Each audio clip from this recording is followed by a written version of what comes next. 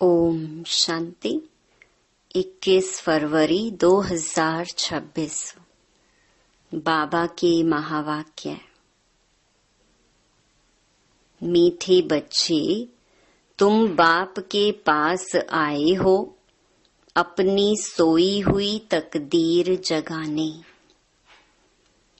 तकदीर जगना माना विश्व का मालिक बनना।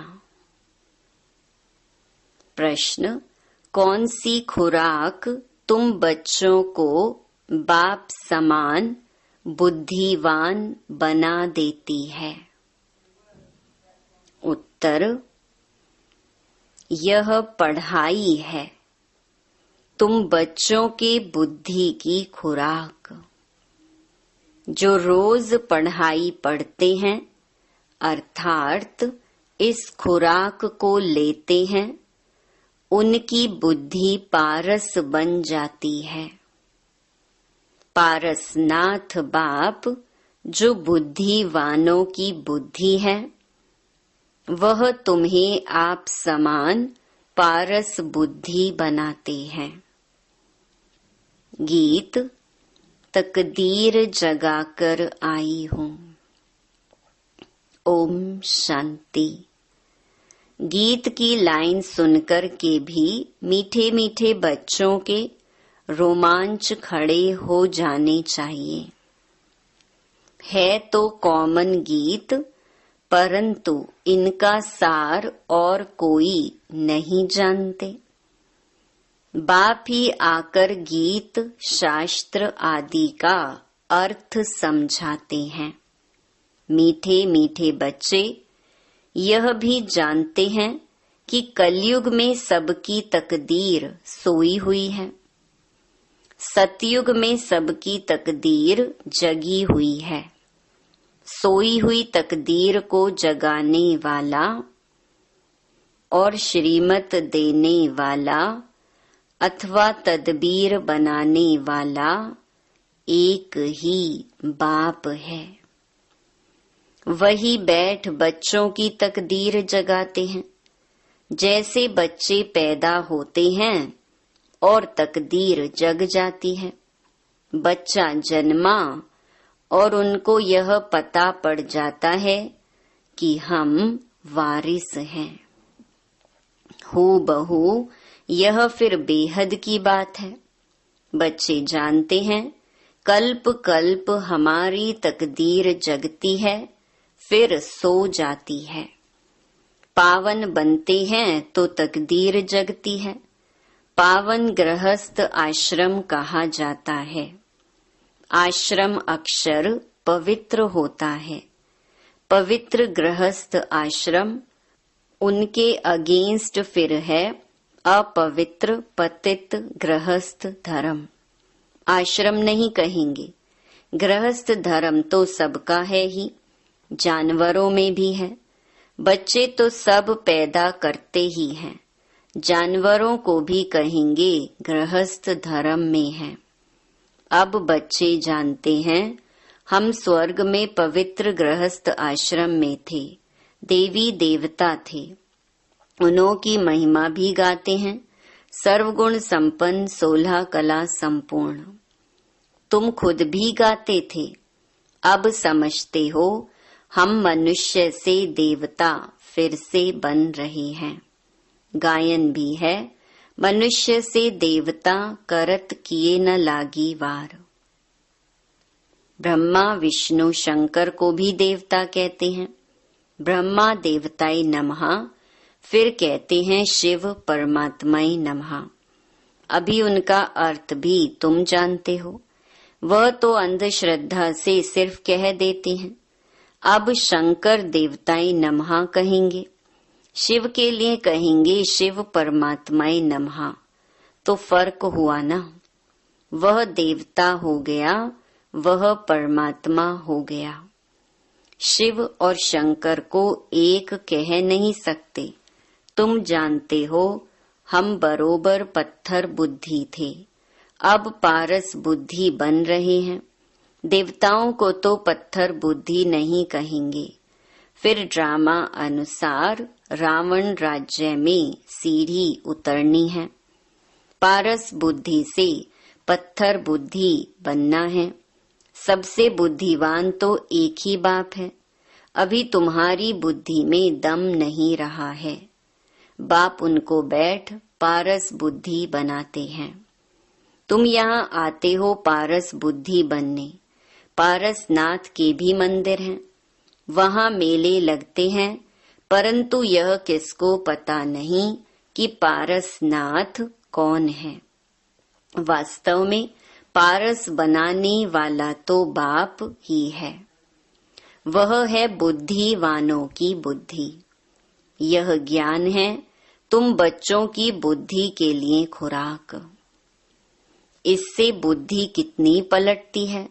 यह दुनिया है कांटों का जंगल। कितना एक दो को दुख देते हैं।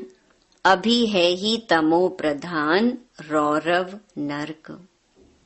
गरुड़ पुराण में तो बहुत रोचक बातें लिख दी हैं। अभी तुम बच्चों की बुद्धि को खुराक मिल रही है। बेहद का बाप खुराक दे रहे हैं। यह है पढ़ाई। इसको ज्ञान अमृत भी कह देते हैं। कोई जल आदि है नहीं। आजकल सब चीजों को अमृत कह देते हैं। गंगा जल को भी अमृत कहते हैं। देवताओं के पैर धोकर पानी रखते हैं, उसको अमृत कह देते हैं। अब यह भी बुद्धि से समझने की बात है ना। यह अंचली अमृत है व पतित पावनी गंगा का जल अमृत है। अंचली जो देते हैं वह ऐसे नहीं कहते कि यह पतितों को पावन बनाने वाला है। गंगा जल के लिए कहते हैं पतित पावनी है। कहते भी हैं मनुष्य मरे तो गंगा जल मुख में हो। दिखाते हैं अर्जुन ने बाण मारा, फिर अमृत जल पिलाया। तुम बच्चों ने कोई बाण आदि नहीं चलाए हैं। एक गांव है जहां बाणों से लड़ते हैं। वहां के राजा को ईश्वर का अवतार कहते हैं। अब ईश्वर का अवतार तो कोई हो नहीं सकता। वास्तव में सच्चा सच्चा सतगुरु तो एक ही है, जो सर्व का सद्गति दाता है, जो सभी आत्माओं को साथ ले जाते हैं। बाप के सिवाय वापिस कोई भी ले जा नहीं सकता। ब्रह्म में लीन हो जाने की भी बात नहीं है। यह नाटक बना हुआ है। सृष्टि का चक्कर अनादि फिरता ही रहता है। वर्ल्ड की हिस्ट्री ज्योग्राफी कैसे रिपीट होती है, यह अभी तुम जानते हो और कोई नहीं जानता। मनुष्य अर्थात आत्माएं अपने बाप रचयिता को भी नहीं जानती हैं, जिसको याद भी करते हैं ओ गॉड फादर। हद के बाप को कभी गॉड फादर नहीं कहेंगे। गॉड फादर अक्षर बहुत रिस्पेक्ट से कहते हैं। उनके लिए ही गाते हैं पतित पावन दुख हरता सुख करता है। एक तरफ कहते हैं वह दुख हरता सुख करता है, और जब कोई दुख होता है वह बच्चा आदि मर जाता है तो कह देते ईश्वर ही सुख दुख देता है। ईश्वर ने हमारा बच्चा ले लिया, यह क्या किया। अब महिमा एक गाते हैं और फिर कुछ होता है तो ईश्वर को गालियां देते हैं। कहते भी हैं ईश्वर ने बच्चा दिया है, फिर अगर उसने वापस ले लिया तो तुम रोते क्यों हो। ईश्वर के पास गया ना। सतयुग में कभी कोई रोते नहीं। बाप समझाते हैं, रोने की तो कोई दरकार नहीं। आत्मा को अपने हिसाब किताब अनुसार जाए दूसरा पाठ बजाना है। ज्ञान न होने कारण मनुष्य कितना रोते हैं, जैसे पागल हो जाते हैं। यहाँ तो बाप समझाते हैं, अम्मा मरे तो भी हलवा खाना, नष्टो मोहा होना है। हमारा तो एक ही बेहद का बाप है, दूसरा ना कोई। ऐसी अवस्था बच्चों की होनी चाहिए। मोहजीत राजा की कथा भी सुनी है ना? ये हैं सब दंत कथाएं। सतयुग में कभी दुख की बात नहीं होती, ना कभी अकाले मृत्यु होती है। तुम बच्चे जानते हैं, हम अभी काल पर जीत पाते हैं। बाप को महाकाल भी कहते हैं। कालों का काल तुमको काल पर जीत पहनाते हैं, अर्थात काल कभी खाता नहीं।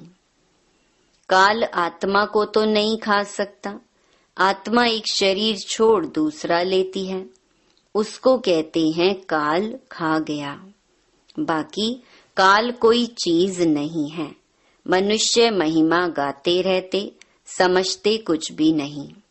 गाते हैं अच्युतम केशवम, अर्थ कुछ नहीं समझते।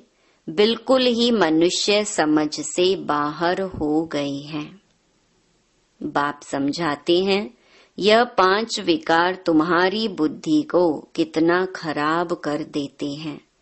कितने मनुष्य बद्रीनाथ आदि पर जाते हैं। आज 2 लाख गए, 4 लाख गए। बड़े बड़े ऑफिसर्स भी जाते हैं तीर्थ करने। तुम तो जाते नहीं, तो वह कहेंगे यह बीके तो नास्तिक हैं, क्योंकि भक्ति नहीं करते।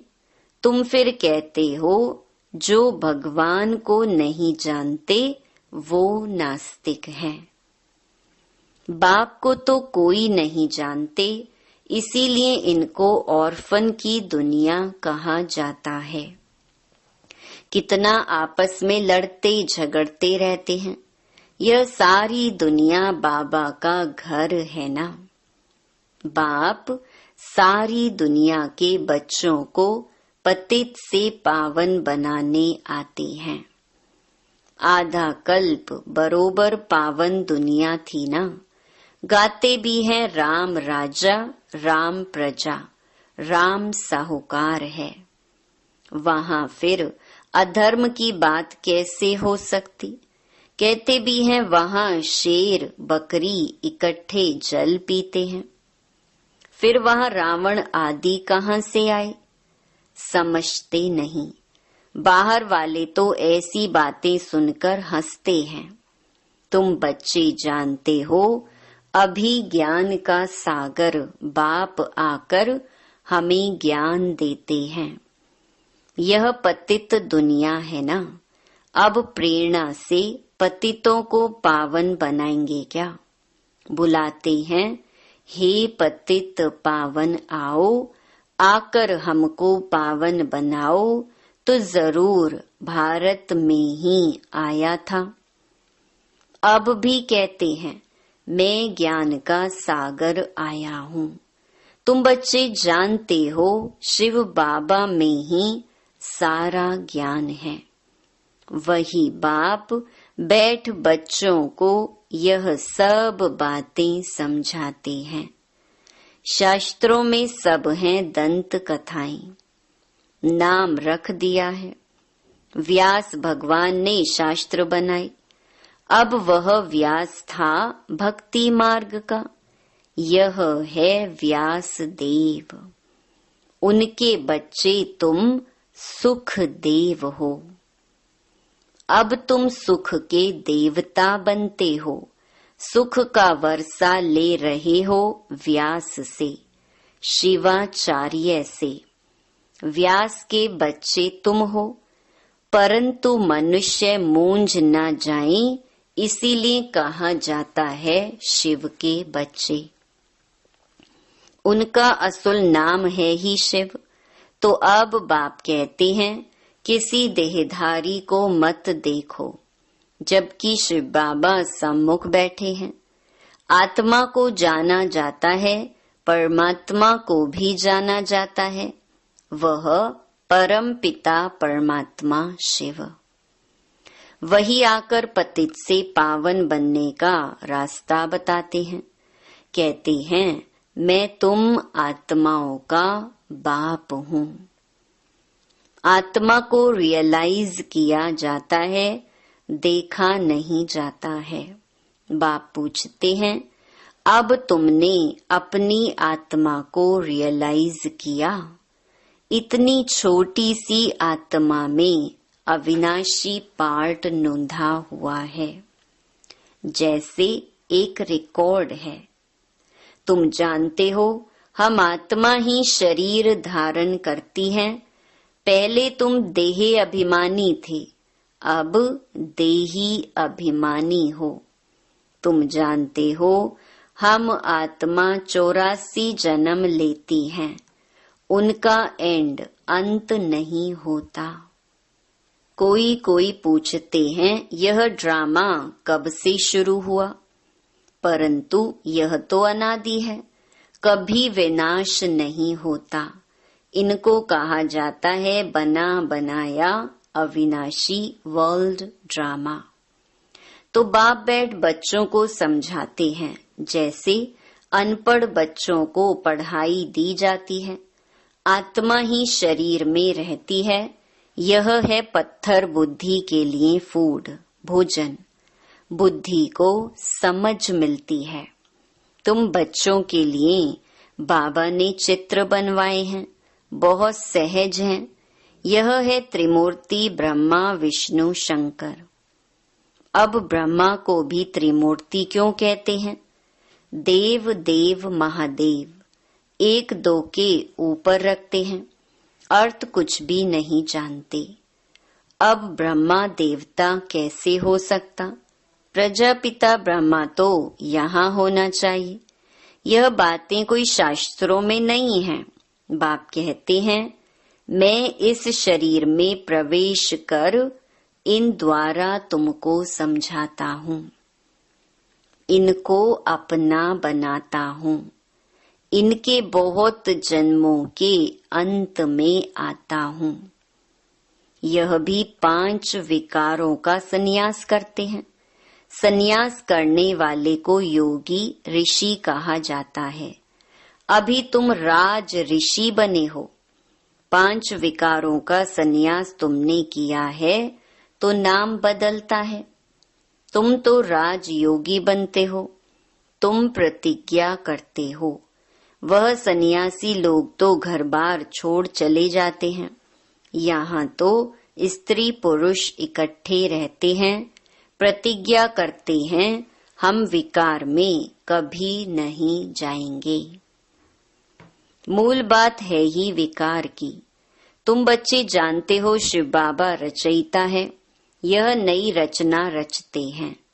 वह बीज रूप सत चित आनंद का सागर, ज्ञान का सागर है। स्थापना विनाश पालना कैसे करते हैं यह बाप जानते हैं, मनुष्य नहीं जानते। फट से कह देते तुम बीके तो दुनिया का विनाश करेंगी। अच्छा तुम्हारे मुख में गुलाब। कहते हैं यह तो विनाश के लिए निमित्त बनी है। न शास्त्रों को, न भक्ति को, न गुरुओं को मानती हैं, सिर्फ अपने दादा को मानती हैं। लेकिन बाप तो खुद कहते हैं यह पतित शरीर है, मैंने इनमें प्रवेश किया है।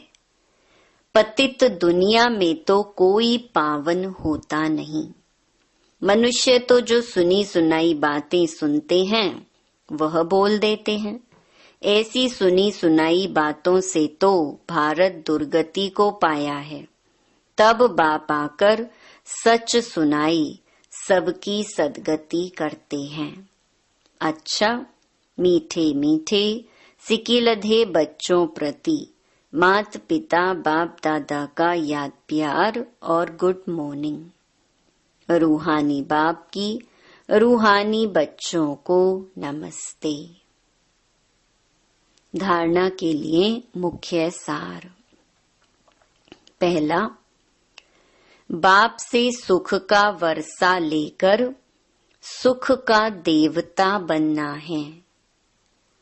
सबको सुख देना है। राज ऋषि बनने के लिए सर्व विकारों का संन्यास करना है। दूसरा, पढ़ाई ही सच्ची खुराक है। सद्गति के लिए सुनी सुनाई बातों को छोड़ श्रीमत पर चलना है। एक बाप से ही सुनना है, मोहजीत बनना है। वरदान, अपने असली संस्कारों को इमर्ज कर सदा हर्षित रहने वाले ज्ञान स्वरूप भव। जो बच्चे ज्ञान का सिमरन कर उसका स्वरूप बनते हैं, वह सदा हर्षित रहते हैं। सदा हर्षित रहना यह ब्राह्मण जीवन का असली संस्कार है। दिव्य गुण अपनी चीज है, अवगुण माया की चीज है, जो संग दोष से आ गए हैं। अब उसे पीठ दे दो और अपने ऑलमाइटी अथॉरिटी की पोजीशन पर रहो तो सदा हर्षित रहेंगे। कोई भी आसुरी व व्यर्थ संस्कार सामने आने की हिम्मत भी नहीं रख सकेंगे। स्लोगन, संपूर्णता का लक्ष्य सामने रखो तो संकल्प में भी कोई आकर्षण आकर्षित नहीं कर सकती। ये अव्यक्त इशारे एकता और विश्वास की विशेषता द्वारा सफलता संपन्न बनो। एकता के लिए एक रूहानी तावीज सदा अपने पास रखना कि रिगार्ड देना ही रिगार्ड लेना है। यह रिगार्ड का रिकॉर्ड सफलता का अविनाशी रिकॉर्ड हो जाएगा। मुख पर एक ही सफलता का मंत्र हो, पहले आप। यह महामंत्र मन से पक्का रहे। यथार्थ रूप से पहले मैं को मिटाकर दूसरे को आगे बढ़ाना, सो अपना बढ़ना समझते हुए इस महामंत्र को आगे बढ़ाते सफलता को पाते रहो। यह मंत्र और तावीज सदा साथ रहे तो प्रत्यक्षता का नगाड़ा बज जाएगा। अच्छा, ओम शांति।